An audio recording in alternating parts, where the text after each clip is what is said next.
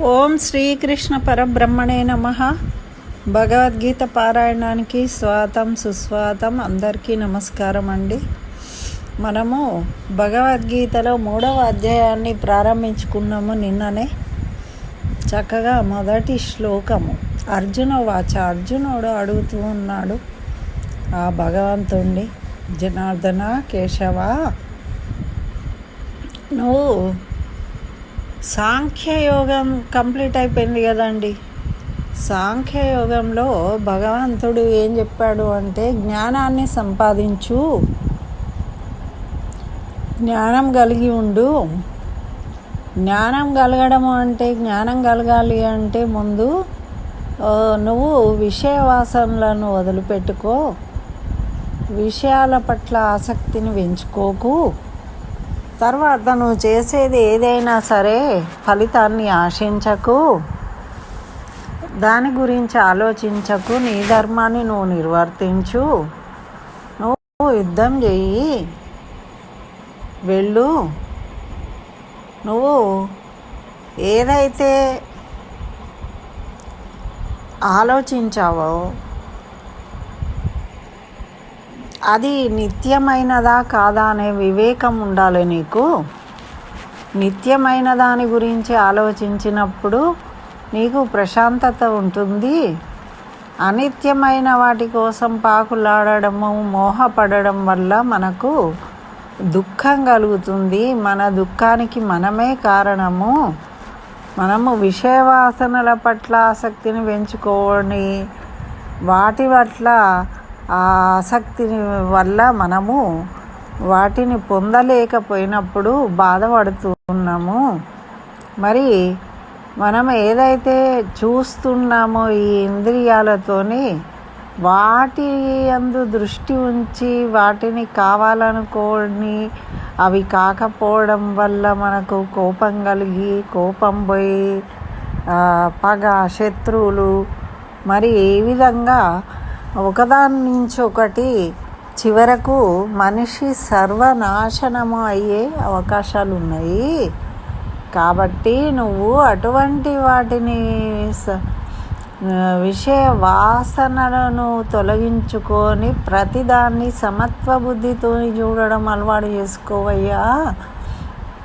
ఇక్కడ యుద్ధం జరుగుతుంది, నువ్వు చెయ్యాలి, నీ కర్తవ్యం, నువ్వు యుద్ధం చెయ్యి, చనిపోతారా చనిపోరా అనేది నువ్వు ఆలోచించకు అని ఈ విధంగా తెలియజేసిండు సాంఖ్యయోగంలో. నువ్వు మళ్ళీ ఏమన్నావు, జ్ఞానయోగమే శ్రేయస్కరము, జ్ఞానయోగమే కావాలి అని చెప్తూ నువ్వు యుద్ధం చేయమంటున్నావు. కాబట్టి నాకు ఇది చాలా వినడానికి వ్యతిరేకంగా కనిపిస్తుంది. నాకు సరిగా అర్థం కావడం లేదు. ఇంతకీ నువ్వు నాకేది శ్రేయస్కరం అంటున్నావో తెలియడం లేదు. కాబట్టి ఓ జనార్దన కేశవ, నాకు శ్రేయస్కరం ఏదో దాన్ని చెప్పు. సాంఖ్యయోగమా, నువ్వు జ్ఞానయోగాన్ని, జ్ఞానం పొందు అంటే నేను ఇవన్నీ వదిలేసి వెళ్ళిపోవాలి, జ్ఞానం సంపాదించుకోవాలి. మరి నువ్వు యుద్ధం చేయమంటున్నావు, మరి అది కర్మయే కదా. కర్మలు ఎందుకు చేయమంటున్నావు? మరి వాటి ఫలితాల మీద ఆసక్తి ఉండొద్దు, ఆశించకు, నీకు అవసరం లేదు అని, నిత్యమైనవి కాదు ఇవన్నీ చెప్పినప్పుడు మళ్ళీ యుద్ధం ఎందుకు చేయమంటున్నావు నన్ను అని అడిగిండనమాట. అడుగుతూ దాన్నే ఆ ప్రశ్నను అర్జునుడు ఇంకొంచెం కొనసాగించిండు. ఈ శ్లోకం ద్వారా కూడా తన అభిప్రాయాన్ని తెలియజేస్తూ ఉన్నాడు కృష్ణ భగవానుడికి. ఈ 2వ శ్లోకము, కర్మయోగంలో 2వ శ్లోకము, వ్యామిశ్రేణేవ వాక్యేన బుద్ధిం మోహయసీవ మే తదేకం వద నిశ్చిత్య ఏన శ్రేయో హమాప్నుయాం అంటున్నాడు. అంటే ఏంటిది? నువ్వు చెప్పేదంతా కాలగాపలుగా ఉన్నది. నువ్వు కర్మలను చేయకు, నీకు ఫలితం లేదు, అది లేదు, ఇది లేదు, ఇవన్నీ నిత్యమైనవి కాదు అని చెప్తూ మళ్ళా యుద్ధం చేయమంటున్నావు. కాబట్టి అంతా నాకు కన్ఫ్యూజన్ ఉంది. ఇదంతా కలగాపులగంగా చెప్పేస్తున్నావు. అట్లా చెప్పకు. నా బుద్ధి భ్రమకు లోనైపోతూ ఉన్నది. ఏది చేయాలో నాకు తోచకుండా అయిపోయింది. నువ్వు చెప్పేదాన్ని బట్టి నిజంగా నాకు శ్రేయస్కరమైన విషయం ఏంటిదో దాన్నే చెప్పు. ఇట్లా రెండు చెప్పకు, నాకు అర్థం కావడం లేదు అని అర్జునుడు క్లియర్గా మళ్ళా కృష్ణ భగవాను ప్రార్థిస్తున్నాడు అన్నమాట. మరి యుద్ధం చేయమంటావు, మళ్ళీ యుద్ధం చేయి అని అంటే ఇదంతా కర్మనే, దానికి గెలుపు ఓటమి అన్నీ ఉంటాయి. ఈ విషయ వాసనలు లేకుండా ఎట్లా యుద్ధం చేస్తాం?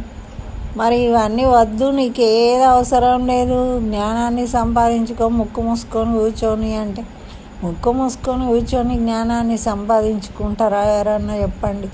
నిత్య నైమిత్తిక కర్మలు. మనం ఒక మనిషిగా పుట్టినప్పుడు మనకు ఎన్నో కర్మలు ఉంటాయి, రోజు లేచి చేసే పనులు ఉంటాయి. మరి అవన్నీ చేయకుండానే మనము జ్ఞానవంతులం ఎట్లయితాం? అవన్నీ చేయడం కూడా జ్ఞానాన్ని పొందడమే కదా. అందులో ఉన్న అనుభవాన్ని తెలుసుకుని వాటి పట్ల ఆసక్తి పెంచుకోకుండా ఉండడం, అది కావాలి ఇక్కడ.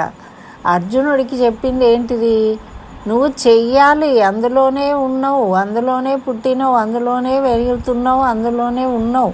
నువ్వు నీ కర్మలను చెయ్యి, కానీ వాటి యందు ఆసక్తి పెంచుకోకు. అప్పుడు కదా నువ్వు జ్ఞానవంతుడి అవుతావు. ఇవన్నీ తాత్కాలికమైనవి. ఇవన్నీ కష్టాలు సుఖాలు, ఇవన్నీ మనం పెట్టుకున్నవి. ఇవన్నీ వచ్చేవి పోయేటివి పోతుంటాయి. ఇవి ఏవి శాశ్వతంగా ఉండవు అని. ఇప్పుడు ఏదో చిన్న కడుపు నొప్పి లేచిందండి, అవస్థ పడతాము, తర్వాత అది వెళ్ళిపోతుంది, మళ్ళీ మంచిగా అయిపోతాము. అట్లా ఏవైనా ఇబ్బందులు ఉంటాయి. ఇప్పుడు నాకు కోపం వచ్చింది, ఆ కోపం కొంచెం సేపు అయిన తర్వాత కోపం ఉండదు, మళ్ళీ మనం మామూలుగా అయిపోతూ ఉంటాం. కాబట్టి ఇట్లా కోపం తెచ్చుకున్నప్పుడు మనము దేని గురించి కోపం తెచ్చుకున్నాము? ఒక విషయం అది మనం అనుకున్నట్టు కాకపోవడం వల్ల, మనం అనుకున్నట్టు అయినా కాకపోయినా దాని పట్ల మనం ఆసక్తిని కలిగి ఉండకూడదని చెప్తుండు భగవంతుడు. అంతేగాని నువ్వు ఏమీ ఆ పనే చేయకు అని చెప్తలేడు. కానీ అర్జునుడు మరి యుద్ధం చేయమంటున్నాడు కాబట్టి మళ్ళా కర్మ చేయమంటున్నామని మనలాగానే మనం ఏమనుకుంటా, ఈ బుక్కులలో చదివినవన్నీ కేవలం చెప్పడానికి వినడానికి పనికి వస్తాయి, ఇవన్నీ చేయడానికి పనికి రావు అనుకుంటాం. మనం చేసే పనులలోనే వీటిని ఆచరించమంటున్నాడు. ఇప్పుడు ఒక పరీక్ష రాసినవు, రిజల్ట్ నీ చేతిలో లేదు కాబట్టి రిజల్ట్ గురించి నువ్వు ఆలోచించకు. నువ్వు రిజల్ట్ వచ్చిన తర్వాత ఏం చేయాలనుకుంటున్నావో దాని గురించి ఆలోచించు. అంటే మనం ఎప్పుడు కూడా ఉన్నత స్థాయిగా ఆలోచించాలి, తక్కువ స్థాయిగా ఆలోచించదు. ఇప్పుడు రిజల్టే కావాలి అని నువ్వు ఆలోచిస్తే నీ చేతిలో లేనిది నువ్వు ఆలోచించినావు అనుకో, నీకు ఎప్పుడు దుఃఖమే కలుగుతుంది. నీకు అన్ని తప్పులే కనిపిస్తాయి నువ్వు చేసినవి, నువ్వు. కానీ మళ్ళీ ఎదుటి మనిషికి వచ్చేసరికి మనం అన్నీ కరెక్ట్ రాసినా నేను అన్నీ కానీ సారే మార్కులు తక్కువ వేసిండు అంటాం. చిన్నపిల్లలు అప్పటి నుంచి అండి, చిన్నపిల్లలు కూడా ఏం చెప్తారు, వాడికేమో ఎక్కువ వేసిండు సారు మార్కులు, అట్లనే రాస్తే నాకేమో తక్కువ వేసిండు, అది ఇది అని అంటూ ఉంటారు. అంటే ఆ భావం అనేది, అటువంటి భావాలను ప్రేరేపించవద్దు చిన్నప్పటి నుంచే పిల్లలకు. ఇప్పుడు పరీక్ష రాసిండ్రు, మార్కులు సార్ దగ్గర పోయి కొట్లాడతారండి కొంతమంది పేరెంట్స్ కూడా.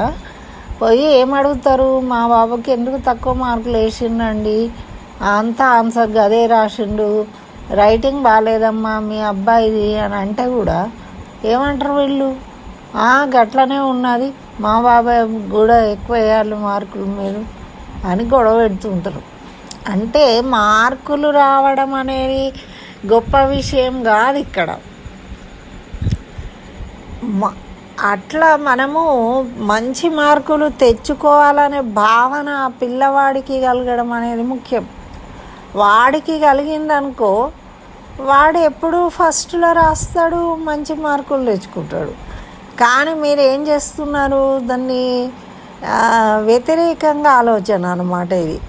ఇప్పుడు పిల్లవాడు తప్పు చేసినా తప్పు అని వాడికి చెప్పకుండా దాన్ని సవరించి వాడు గొప్ప పని చేశాడు అనే ఫీలింగ్ని మనం కలిగించడం వల్ల, ఆ సార్ని పోయి అడగడం వల్ల వాడు ఏమనుకుంటాడు, నేను ఇదే కరెక్టు, ఇట్లనే చేయాలి అనుకుంటాడు. అంటే వాడు ఎప్పటికీ నా పద్ధతిని మార్చుకోడు, తను ఉన్నతంగా ఆలోచించలేకపోతాడు.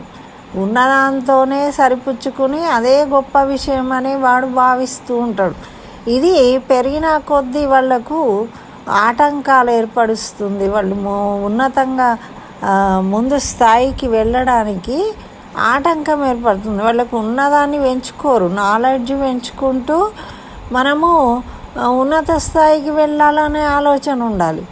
కానీ పక్కవాడు ఎలాగో వెళ్ళిండు, వాడిని డామినేట్ చేసి నేను వెళ్ళాలి అనుకుంటూ ఉంటాడు. కానీ వాడికి ఉన్నదాన్ని మరి వాడు పెంచుకున్నాడు, వాడిలాగా నేను కూడా పెంచుకోవాలనే భావన ఎప్పుడు కలుగుతుంది? మనం చిన్నప్పటి నుంచి నేర్పియాలి ఈ విషయాలు.